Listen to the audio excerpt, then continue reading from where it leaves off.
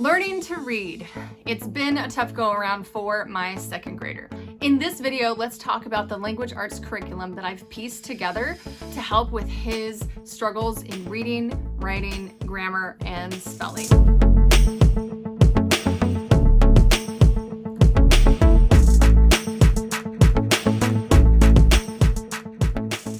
Hello, welcome back. If you are coming back, I'm so glad you're here. But if you're new here, I'm so glad to meet you. My name is Ashley, and I've been homeschooling my kids since 2013. I like to look for the joy among the chaos in life, so that's what I talk about here on my channel. Plus, we do a lot of things with affordable homeschooling for families on a budget, also biblically based homeschool, and Charlotte Mason homeschool inspired. No, Charlotte Mason inspired homeschool. That's it. So, and I keep saying so. And I just realized I didn't plug in my mic. We're just gonna go with it and go with what is happening right now. Okay, nothing's perfect here, but I decided to plug in my mic anyway. So, all right, let's get started now. So in this video, we are hitting it hard with language arts, especially when it comes to my second grader. He is now 8 years old. He was 7 when we started this year, just for your reference. So I am actually a former English teacher, but I went to school and was trained in teaching middle school or high school, not like the early years.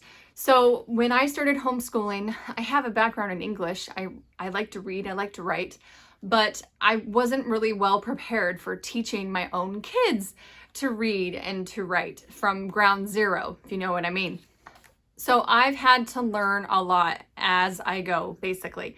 But it's really fun for me. I like learning about these things. So I want to do it well. I want to do each kid. I want to do benefits for each kid and what they need and what their strengths are and what their weaknesses are. And I take that and I combine my powers, and then we create a beautiful curriculum that works, or hopefully works for each of my kids. But that's what I like doing about homeschool, is adapting to each kid's needs. So here's a little bit of background before we get into what I actually use. Shh, she's so needy. Anyway, before I get into what I actually use, let's give a little bit of a background on my first child, on why I was so surprised with my second child. So my first child was a natural reader, what you would probably call natural. She learned the sounds quickly, usually on the first try, and then she was able to intuitively know the vowel sounds and all the different vowels that go together, and she pieced them together to make words, and it just came really easy for both of us, and it was great. We were just rolling along, nice and easy, easy peasy. I started her on All About Reading level 1 when she was about 4, and then she moved into level 2 at age 5. And then when we halfway through that, I moved her into the Good and the Beautiful level 1 when she was about 5 and a half, 6. And then we've been doing the Good and the Beautiful for her ever since. And now she's in level 4, Good and the Beautiful. Then comes along my second born child, and he was about 5 years old. And I thought, okay, this is about the time you teach them to read, right? But his needs and his personality type were a whole lot different than his sister's. So he had a more natural bent right away. Notice this. He had a more natural bent towards math and the sciences, and was definitely more struggling with the reading and the writing. And from the beginning, I was hitting wall after wall with him, and there was nothing seemed to be clicking. And I was getting really, really discouraged. I was really hoping he would just get it and it would just click. And then when he didn't, I was just defeated. Like, what am I doing wrong? What do I need to change? What's going on? So I went ahead and stuck with All About Reading level 1 for a while, just thinking, okay, maybe he's gonna get it someday. Maybe he's gonna get it. I know with all the research I've done with Charlotte, you are not helping. Go, lay down. So with all the study I've done on Charlotte Mason and just teaching in general, I know that they often say that some kids don't learn to read until they're about 9 years old. And that's especially with boys. Not all boys, most boys. And you do your own research on it. It just has to do with something in their brains that when they're ready for it, they're ready and it just clicks. But that doesn't happen at the same time for every kid. There are a lot of kids. It happens at 4 through 5, 6, some kids even 3 years old, but not all kids are that way. And sometimes we just need to not push it and not rush things, especially with reading. So while inwardly I wanted to just plow forward and like force him to get it, I outwardly held back and just went slow. And I just pulled back and followed his pace, and I kept it really slow. For a long time, it took us like several weeks to get through one lesson, and it took him 2 years to get through level 1. So I started him on level 1 when he was about 5, and he didn't start level 2 until he was 7, which is technically behind his big sister, but I told myself, don't push it. Don't worry, it's gonna come. I did start to notice that he started to improve when we did short chunks of lessons every single day. Whenever we took a long break, like we had to move at one point and took several months off of actual formal lessons, that didn't help at all. So when we took too many breaks, it just did not help him. So he started to improve and did much better with short, consistent lessons every single day, 10 to 15 minutes a day. And I started to see growth and improvement. And so we just kept chugging along, just like the little train that could. We chugged and we chugged and we chugged. That was when I saw huge progress. Also, he was getting older, and I think his brain was moving into that like click, that like time where reading was just gonna click. I think he was getting there. He just needed time. He just wasn't as ready as early as his sister was. So I noticed when he turned 7, in the year that he was 7, there was a lot more clicking going on. And at one point I was able to pick up the pace a little bit and do longer lessons or go through the lessons a little bit quicker. Sometimes I would get discouraged and it just wouldn't work, and so we would slow down and pull back again. So it really was a give and take with him, and watching what he was able to do, challenging him just a little bit, but not too much that he got discouraged and overwhelmed. At one point I was worried maybe he had dyslexia. He was showing signs of really struggling with that and had other things where maybe he had dyslexia, but something in me was thinking that may not be it. For his 2nd grade year, I kept with All About Reading level 2, and we just kept going. Here it is. So I kept going with All About Reading level 2 the last just several months, really, like since October, and is now February. Since about October, it's clicked, guys. Like it's finally clicked. He is flying through the lessons now. We do 1 lesson a day, and he's about 8 lessons left from finishing the whole curriculum. And I am just so happy that we just kept with it. We went at his pace, and he's now able to read bigger words. He's able to sound them out. We still have lots of struggles, but I really do think the method that was in this curriculum does help him, and we're gonna stick with it. So I just ordered level 3 of All About Reading, and we're gonna jump into that as soon as he finishes this one. So I'm super excited for that. So I'm not going to change what is working.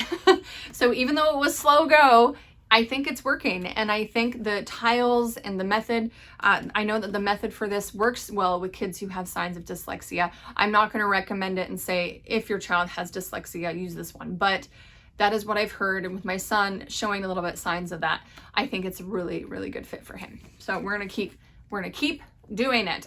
So he's reading a little bit bigger books now. I can go to the library, and he's not quite reading chapter books yet, but he's reading those like in-between books, you know, not like the smaller, easy reader picture books, but not quite chapter books, like the ones in the middle, which is what I love about these readers. They follow along with each lesson, and they don't introduce words or sounds or letter groups that the kids haven't learned yet. So everything in each lesson that they're on goes along with where they're at in the lesson book, and they should be able to know every sound in here. They don't introduce things they don't know yet.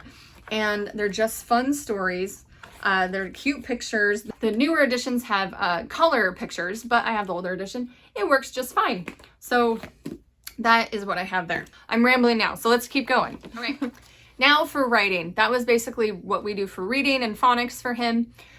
For writing, this one is really hard for him. He is also not very natural at this. The only thing is, I've noticed, it's the actual act of the writing, like the physical act of writing with the pencil and forming the letters. As far as cognitively, he's a very good speaker, and he knows things verbally really well. And when it comes to narration, yes, he's very good at narrations. He can retell with clear detail. He can retell with not too much detail. He can retell what he's just heard, or he can tell a story that he's just made up. He is very good verbally with his writing skills. So I'm not too worried, because I think, again, he is still kind of young. He's only 8. I think once his muscles and gets caught up, like his physical muscles get caught up with what is going on in his brain, I think he's gonna fly, and I think he might become a writer someday. And I'm actually teaching him to type in case there is something going on where it's just difficult to write. So that way, once he does start doing certain assignments, he can just type them, because I know he does well when it comes to the thinking and the forming of thoughts and communicating verbally. He has always been really good at that. So for any just regular writing, he's doing a lot of copy work. So he copies his scripture for the week. He copies history sentences. We do Brave Writer. He has a sentence to copy with Brave Writer. He really does not copy very well more than one sentence. He really does just struggle with the formation of the letters. So we do a lot of handwriting practice still. So anyway, he's working really hard on that, and I think we're going to see progress soon, but again, that's going kind of slow. So that's what we use for writing right now. Nothing really big, just keeping it super simple. That brings us to spelling. And guys, spelling is a huge struggle. I get the grammar, I get the writing, I get the reading, but for me as the teacher, I struggle with the spelling, let alone trying to teach somebody else to spell. So I knew I wanted to keep it super simple, and I knew I wanted to focus on getting him as a confident, solid reader before we do anything with the spelling, because I know the spelling is just gonna confuse the heck out of him. So we haven't done a lot with spelling. So what I have done is explode the code, and they're not very fancy at all. Not very fancy at all. So it's not an actual like spelling curriculum. It's more focusing on phonics mastery for reading and spelling too. So they're super simple, super affordable. This is what he does for spelling, guys. Nothing super fancy. I know most second graders do a little bit more than this right now, but this is what we do, and he's happy with it, and I don't get any tears from it. So he does 1 page of this every day, basically, and this is what we do for spelling. So if you have any tips on good spelling curriculum that is simple and will not overwhelm the student, the child, or the teacher, please let me know. What have you guys used? What works well for your kids? If you've had a struggling reader, what do you use for spelling with them? So I would love to hear your thoughts on that, guys. Please help me out. Send help. Okay. And lastly, grammar. When it comes to language arts for grammar, I was excited for grammar. I'm a grammar nerd. I pick it up myself really easily and love teaching it, and love learning about it, love talking about it. But actually, I did first language lessons with my oldest child when she was in 1st grade and 2nd grade. And my second born child, my 2nd grader now, he sat in on most of those lessons.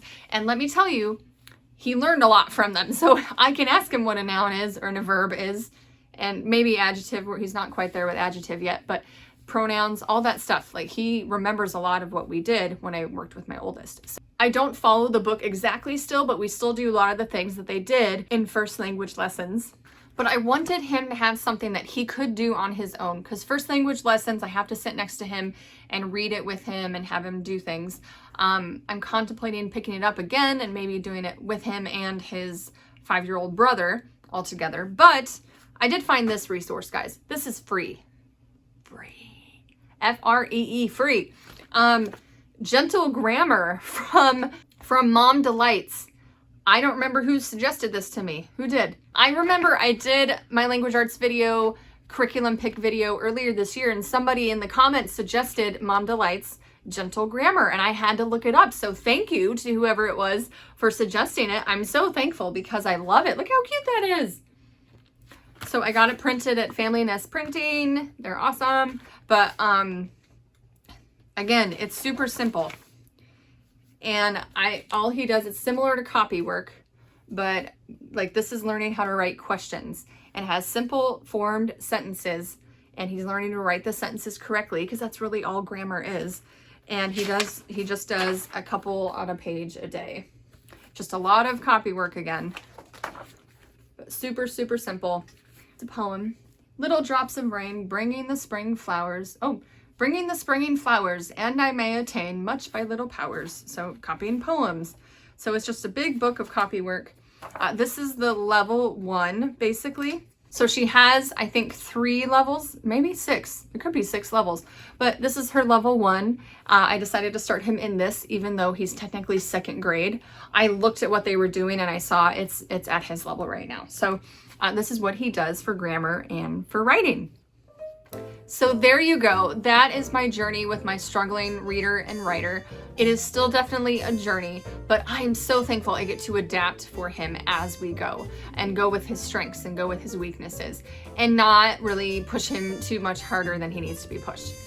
My goal right now is to just make reading fun and not a chore, and make it something that is enjoyable for him to do. Please let me know if you have any questions about what I've talked about here. I would love to chat with you about that in the comments. Go ahead and subscribe for more curriculum updates. I do like to talk about Charlotte Mason inspired curriculum, but I'm not a Charlotte Mason purist. I do eventually want to talk about some of the Brave Writer Dart guides we're using and how we use that. So hopefully that will come soon. If you haven't watched it yet, a viewer favorite video is my Charlotte Mason training habits video that came out recently. I think you might enjoy that, so go watch that after you watch this one. You guys rock at homeschooling. So glad you're here. Go find your joy among the noise. I'll see you next time.